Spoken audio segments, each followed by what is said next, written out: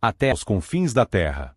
O marco de partida que fará com que Deus ponha em marcha todas as ações previstas para o tempo do fim, que culminará com a volta do Senhor, é a pregação do verdadeiro Evangelho em todo o mundo. Mateus 24, verso 14. É interessante considerar que até fins do século XIII a civilização que guardava o depósito do Evangelho nos continentes africano, asiático e europeu, sequer tinha chegado ao continente americano, que, a propósito, ainda viria a ser descoberto pela civilização ocidental. Se o domínio marítimo pertencesse ao mundo oriental, e caso fosse este o descobridor do continente, certamente, em vez do cristianismo, teríamos o hinduísmo, o islamismo, o taoísmo ou até mesmo o budismo como religiões dominantes. Mas, o Senhor da história é Deus e não o homem. Um outro ponto importante a destacar é que o evangelho introduzido na América Latina não foi por meio da Igreja Reformada, como no caso da América do Norte, mas pela Igreja Romana, que exerceu domínio absoluto no continente por quase 300 anos. O contraste entre o tipo de sociedade produzido pelo evangelho do tipo protestante nos Estados Unidos, Canadá e Groenlândia, e o do tipo católico nos países da América Latina, seria profundamente marcante. Tanto que, a introdução do evangelho protestante na América Latina ficou dependente, principalmente da ação missionária dos Estados Unidos. A decadência moral que começa a ser percebida na América do Norte não é resultante da prática do evangelho, mas exatamente do seu abandono. Os primeiros missionários protestantes só chegaram à América do Sul, a partir de meados do século XIX. Podemos dizer, bem recentemente, em comparação aos 2000 anos de pregação do Evangelho no mundo. Entretanto, como já comentamos anteriormente, o Evangelho progrediu muito mais nos séculos XVIII e XIX do que em qualquer outra época da história da cristandade. Teve muito boa receptividade, por assim dizer, e avançou rapidamente, nas três Américas, do Norte, Central e do Sul. O continente europeu foi evangelizado desde os dias apostólicos, estando a Igreja de Cristo presente em todos os países do continente. Na África e parte da Ásia, especialmente a Ásia Menor, evangelizada pelo apóstolo Paulo, ocupada atualmente pela Turquia, o evangelho, em vez de avançar, sofreu um recuo em face da ocupação muçulmana, e isto ocorreu em outras nações destes continentes. Através dos empreendimentos missionários desenvolvidos, especialmente a partir do século XVIII, muitas áreas foram alcançadas pelo evangelho, mas algumas ainda permanecem quase que hermeticamente fechadas, configurando grande desafio para a conclusão da obra de evangelização em nossos dias, mas entre estas, não devem ser contadas, para efeito de cumprimento da palavra do Senhor referente à sua volta, aquelas que já haviam sido evangelizadas e até contado com a presença de comunidades evangélicas em outras épocas da história. Todavia, deve ser considerado que com o advento, especialmente da tecnologia virtual, sobretudo da internet, as barreiras físicas têm sido ultrapassadas para que Cristo seja anunciado em todas as partes do mundo. Devemos sempre lembrar que muitas das regiões da Ásia e África, que se encontram atualmente sem a presença do Evangelho, foram em outras épocas até o próprio berço deste. A Turquia, por exemplo, que ocupa todo o território pertencente à Ásia Menor, onde Paulo evangelizou muitas cidades, como as da Galácia e Éfeso. As 7 cidades citadas nos capítulos 2 e 3 de Apocalipse estavam ali localizadas, figurando entre elas a de Éfeso. Como poderia estar o Evangelho na América daqui a 1800 anos? A Turquia é uma das possíveis respostas para tal indagação.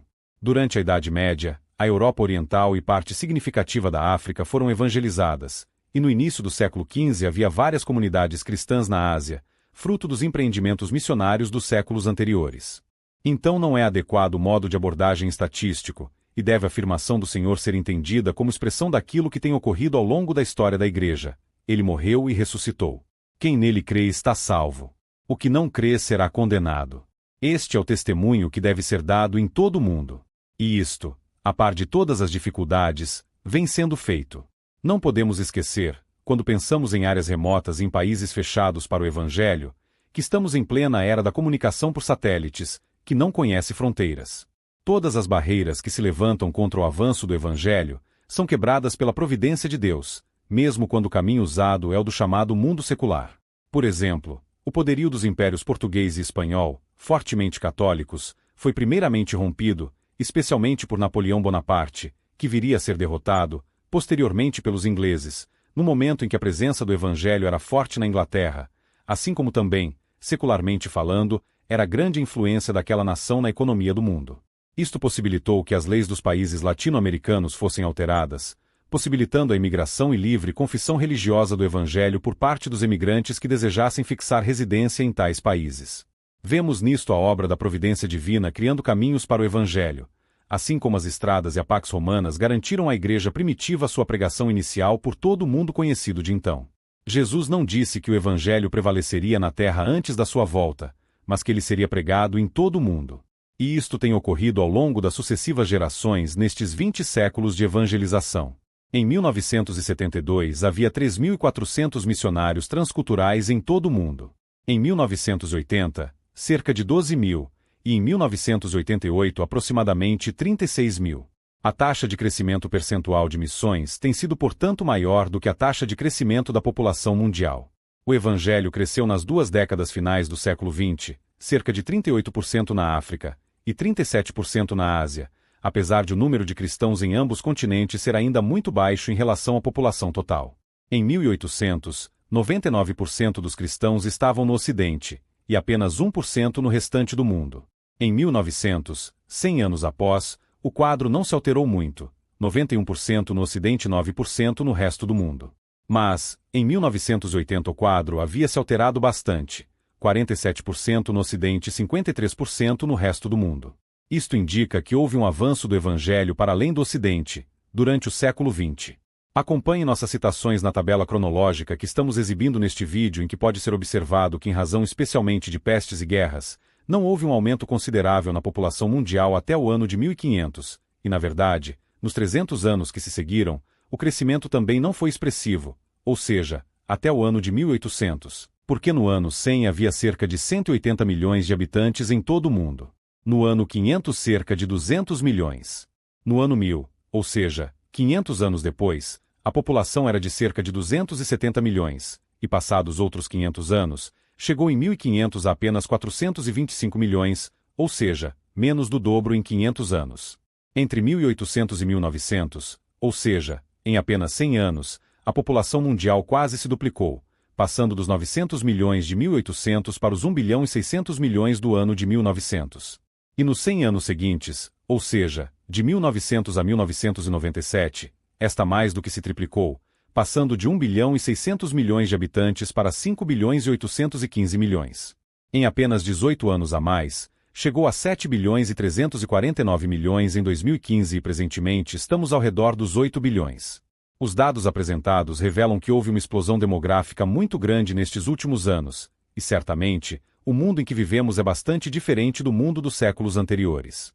Por exemplo, a Idade Média foi um período essencialmente rural, e as cidades eram pequenas. Londres, em 1086, tinha apenas 17.850 habitantes. Ao redor do ano 1350, antes da Peste Negra, que dizimou a população do Ocidente pela metade, Florença tinha 55.000 habitantes. Milão e Veneza, pouco mais de 100.000, cada uma. Paris, em 1328, tinha apenas 60.000 habitantes. Hoje em dia, há cidades que possuem populações maiores do que a de muitos países. Nova York, São Paulo, Cidade do México, entre outras, possuem milhões de habitantes. A vida urbana é completamente diferente daquela que se vive no meio rural. E isto tem determinado uma grande modificação nas estratégias de missões e evangelismo mundial. Devemos considerar que as condições atuais são inteiramente diferentes daquelas que prevaleciam nos dias de William Carey, no século XVII, que se tornou conhecido como pai das missões modernas. O mundo dos dias de Carey ainda estava dividido em mundo pagão e não paganizado. O paganismo referia-se àquelas áreas onde o evangelho nunca havia sido anunciado antes. As pessoas não sabiam sequer que havia evangelho. Devemos lembrar que a comunicação mundial era difícil e as notícias demoravam muito para se espalharem. Este, certamente, não é o quadro reinante atualmente. O mundo muçulmano em muitos países da África e da Ásia não pode ser denominado de mundo pagão, porque eles sabem não só da existência do evangelho, como também lhe resistem. E por se falar em resistência ao evangelho e à sã doutrina, estes nossos dias têm testemunhado uma grande multiplicação da iniquidade e o esfriamento do amor de muitos, e o resultado consequente será a grande apostasia que antecederá a manifestação do anticristo.